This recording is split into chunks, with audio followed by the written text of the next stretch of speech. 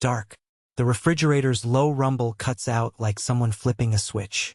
For a second the world is only my breathing and the tiny, frantic clicks of a neighbor's hands fumbling at a flashlight. Phones blink then go black. The house exhales and holds. I step into the doorway, shoulders squared, and I say it plain because people need a spine more than platitudes when the grid dies. Most people die or make fatal mistakes in the first day due to panic. Today, I'm giving you the exact timeline of what to do to survive the first 24 hours. My voice fills the room, but it's calm. The kind of calm that makes other people stop shouting. Behind me, a child starts to cry.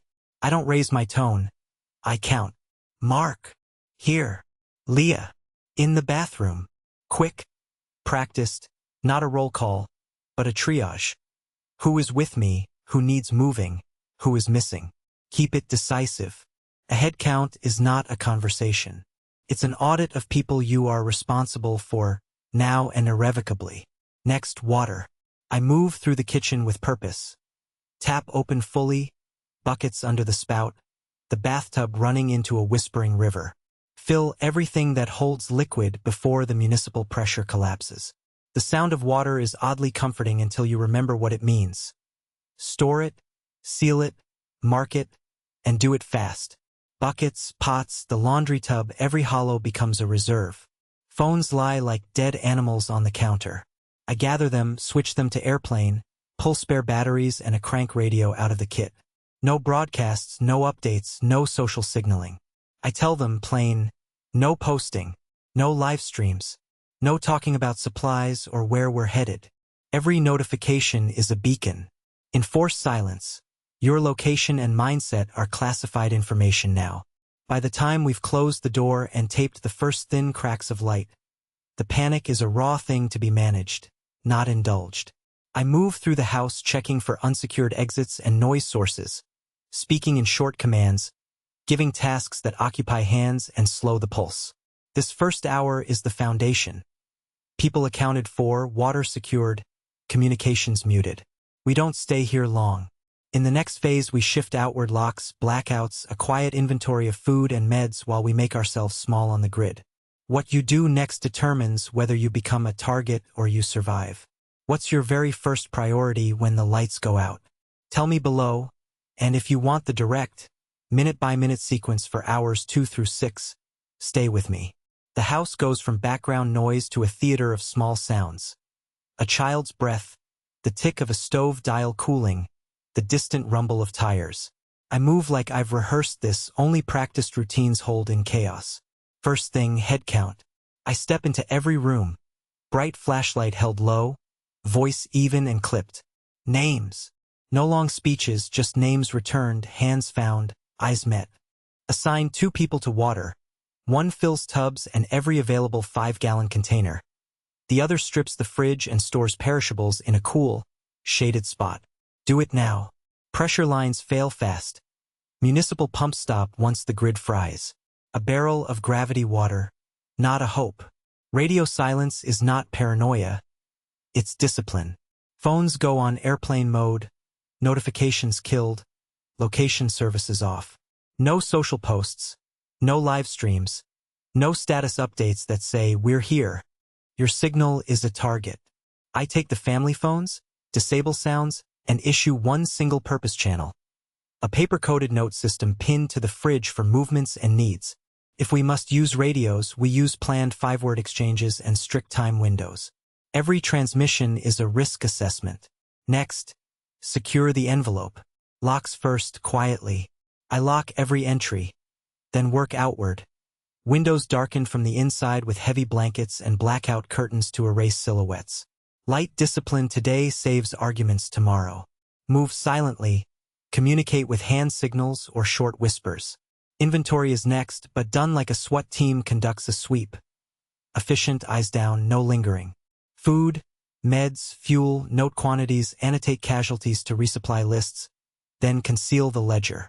A visible shopping list is a neon sign to predators. Noise control extends to heat and power. Generators run only on demand, muffled and downwind, with exhaust routed away from sight lines. Stoves are switched to manual methods. Flashlights face floors. I station a pair as a rotating watch, 20-minute sectors, eyes on exits, one ready to wake the builder. Morale is a tiered task.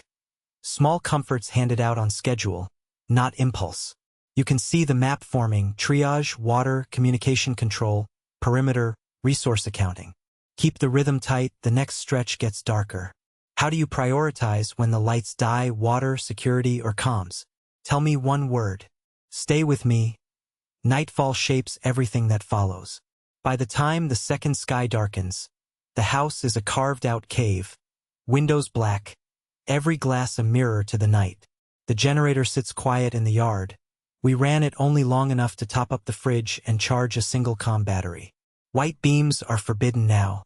A red headlamp hums against my chest as I move through the rooms, counting heads with a voice low and measured. 3 adults, 1 child, 2 dogs. All cameras off. All radios on standby. Short sentences, no room for argument.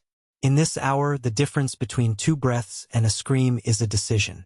Outside, the street thrums with unfamiliar sound. Engines idling too long. The rattle of loose metal. We close curtains so what little light remains is neutral. No silhouettes, no moving shadows. I trade the bright flashlight for a small red filter and teach the kid to scan with the flat of his palm, not fingers. Night vision is a currency. Spend it wisely.